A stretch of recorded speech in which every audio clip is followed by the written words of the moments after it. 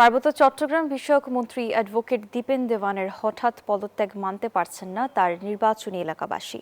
মন্ত্রিত্ব পাওয়ার ৩ মাসের মাথায় কেন তিনি পদত্যাগ করলেন তা নিয়ে চলছে আলোচনা সমালোচনা।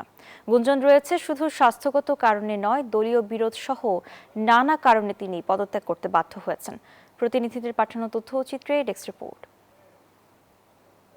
প্রথমবার সংসদ সদস্য, এরপর পার্বত্য বিষয়ক মন্ত্রীর দায়িত্ব পাওয়ার ৩ মাসের মাথায় পদত্যাগ করলেন অ্যাডভোকেট দীপেন দেওয়ান। সোমবার প্রধানমন্ত্রী তারেক রহমানের কাছে পদত্যাগপত্র জমা দেন তিনি। অসুস্থতাজনিত কারণ দেখিয়ে হঠাৎ দীপেন দেওয়ানের পদত্যাগের খবর ছড়িয়ে পড়লে হতাশা নেমে আসে নেতাকর্মীদের মাঝে। ওনাকে জোর করে যদি কেউ পদত্যাগে বাধ্য করে, এটার জন্য জনগণ ভালোভাবে দেবে না। এখানে এখন আমাদের অপেক্ষা করতে হবে, এখানে আরো কোনো কিছু না কোনো কিছু হয়তো থাকতে পারে। তার এই পদত্যাগ ঘিরে নির্বাচনী এলাকায় রয়েছে নানা গুঞ্জন। শুধুমাত্র অসুস্থতাজনিত কারণে পদত্যাগ করেছেন তা মানতে নারাজ অনেকেই।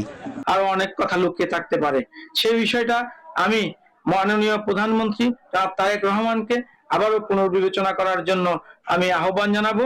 পার্বত্যবাসীর উন্নয়নের জন্য কাজ করবেন এমন একজনকে মন্ত্রী হিসেবে দেখতে চান পার্বত্যবাসী। একমাত্র স্মার্ট সিটি বসুন্ধরা, আধুনিকতায় এক ধাপ এগিয়ে।